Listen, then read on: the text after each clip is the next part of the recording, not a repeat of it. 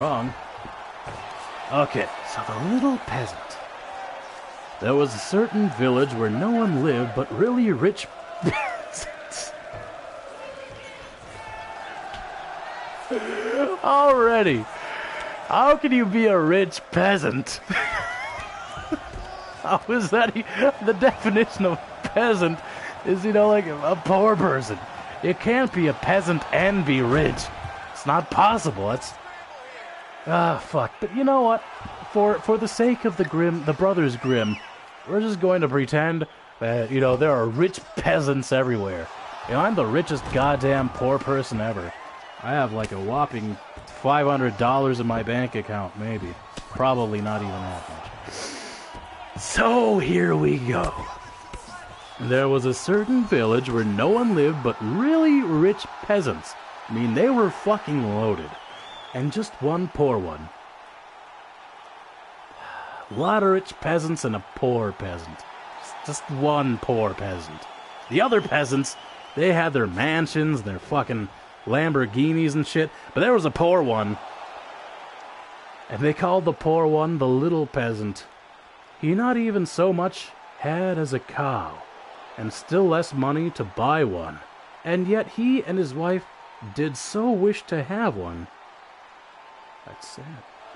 One day he said to her, "Say, I have a good thought.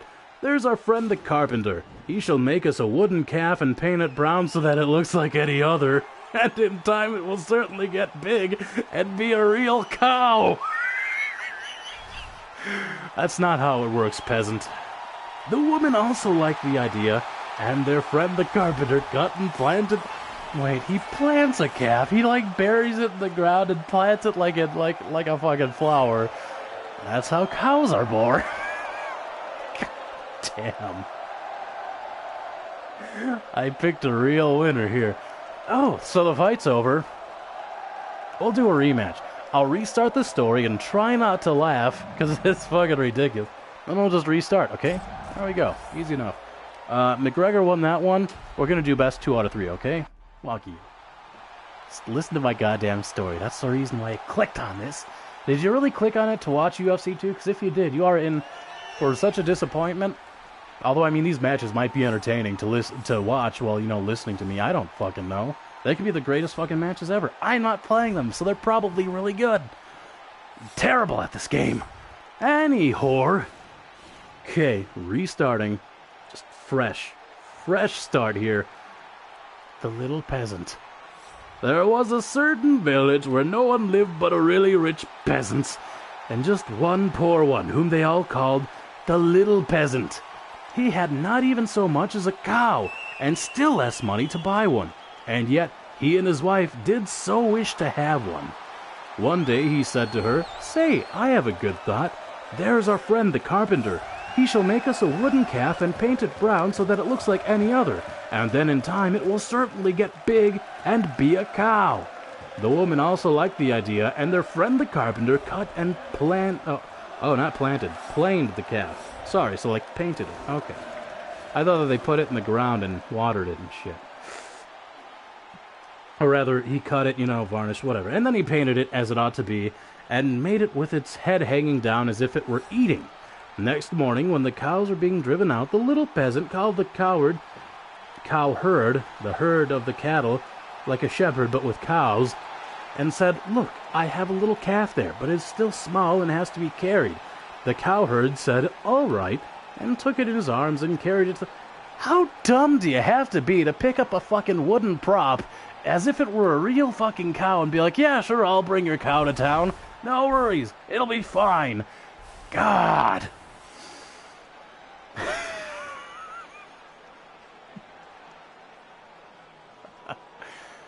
Oh, it's so hard to read this with a straight face. It's pretty hilarious because you can't hear Bruce Buffer. Which is sad because he has a better voice than I do. Just kidding, I'm awesome. Okay, so the cowherd, he agreed to, bring that fake cow with him. And the little calf always remained standing and seemed to be eating all the time. And the cowherd said, "Well, I wonder why, because it's fucking wood and can't move." And the cowherd said, "It'll soon be able to run alone. Just look how it eats already.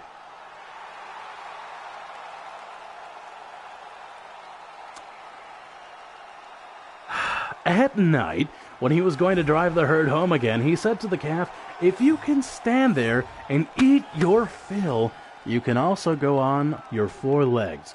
I don't care to drag you home again in my arms."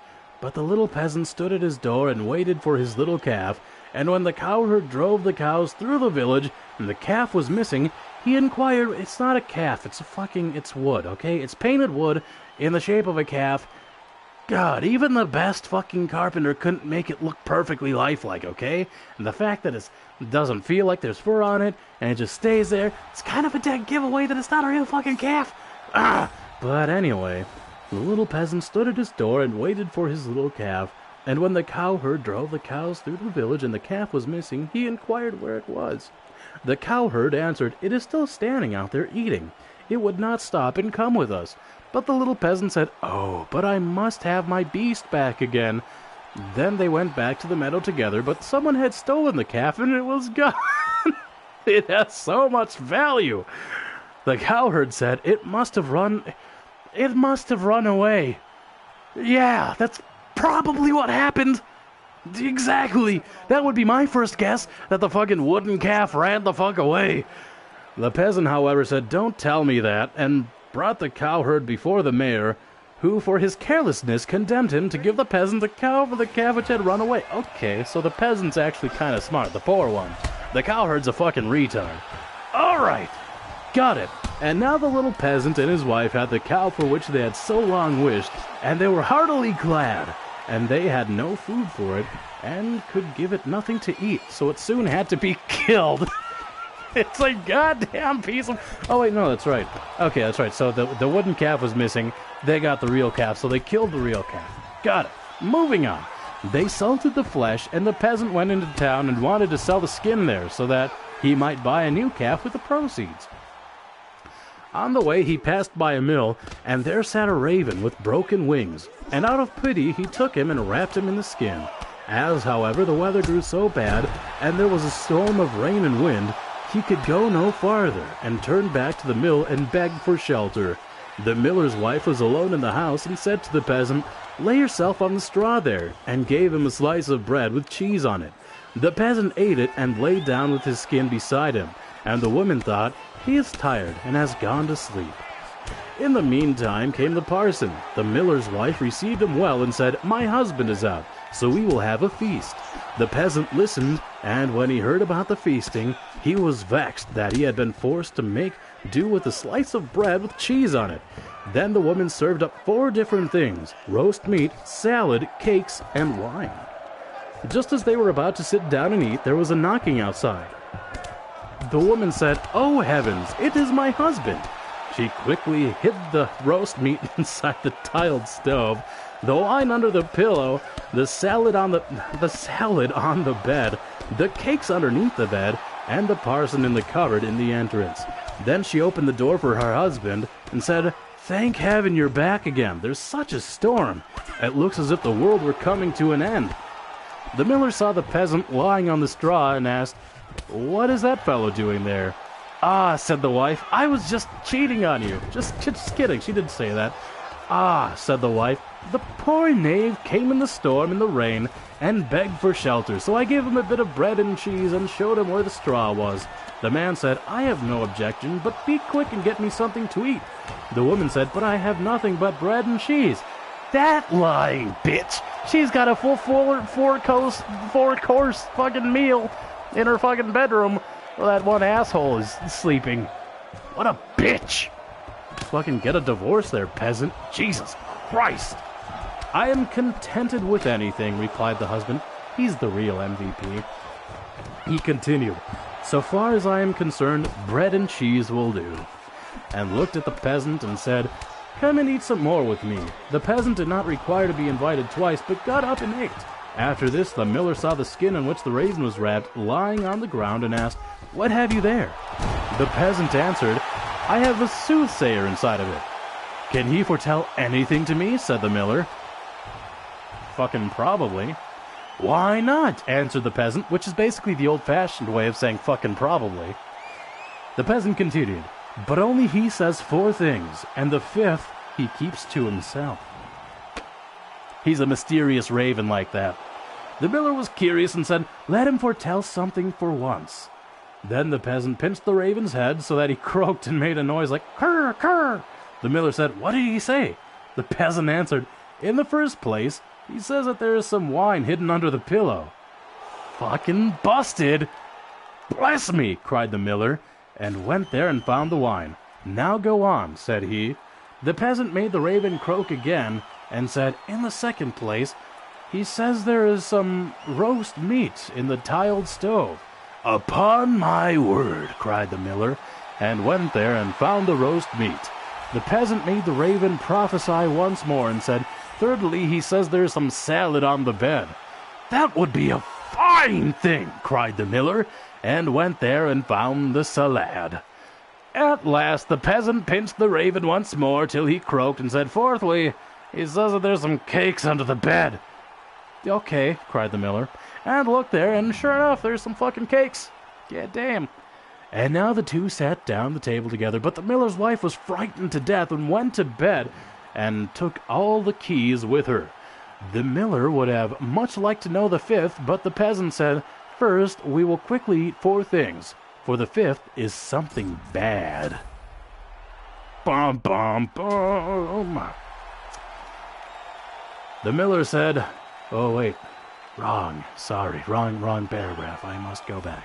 So they ate, and after that thing that they borrowed, how much the miller was to give for the 5th prophecy, until they agreed on 300 talkers. The hell's a talker? There's groshens in the last one, now there's a talker? Is that another form of currency? Tell you what, maybe the more absinthe I drink, the more I'll understand this shit.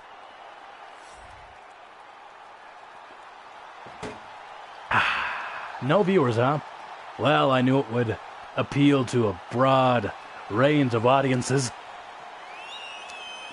Okay, anywho. Continuing. The peasant replies, he says that the devil is hiding there in the cupboard in the entrance. The miller said, "The devil must go out," and opened the door. Then the woman was forced to give up the keys, and the peasant unlocked the cupboard. The parson ran out as fast as he could, and the miller said, "It was true. I saw the black rascal with my own eyes." The peasant made off the next morning by daybreak with 300 talkers. At home, the small peasant gradually launched out. He built a beautiful house, and the peasant said, "The small peasant has certainly been to the place where the golden snow falls, and people carry the gold home in shovels." And then the small peasant was brought before the mayor and bidden to say from where his wealth came. He answered, "I told you my cow's skin in town for 300 talkers." When the peasants heard that, they too wished to enjoy this great profit, and ran home, killed their cows, and stripped off their skins in order to sell them in the town to the greatest advantage. The mayor, however, said, "But my servants must go first." When she came to the merchant in the town, he did not give her more than 2 talkers for her skin, and when the others came, he did not give them so much, and said, "What can I do with all these skins?" Then the peasants were vexed, and the small peasant should have thus deceived them, wanted to take vengeance upon him, and accused him of this treachery before the mayor. The innocent little peasant was unanimously sentenced to death, and was to be rolled into the water in a barrel pierced full of holes. He was led forth, and a priest brought who was to say a mass for his soul. The others were all obliged to retire at a distance, and when the peasant looked at the priest, he recognized the man who had been with the miller's wife. He said to him, "I set you free from the cupboard. Set me free from the barrel." At the same moment up came, with a flock of sheep, the very shepherd who the peasant knew of the long wishing to be mayor, so he cried with all his might, "No, I will not do it. If the whole world insists on it, I will not do it." The shepherd, hearing that, came upon him and said, "What are you about? What is it that you will not do?" The peasant said, "They want to make me mayor. If I will but put myself in the barrel, but I will not do that." The shepherd said, "If nothing more than this is needed in order to be mayor, I would get into the barrel at once." The peasant said, "If you get in, you will be mayor." God,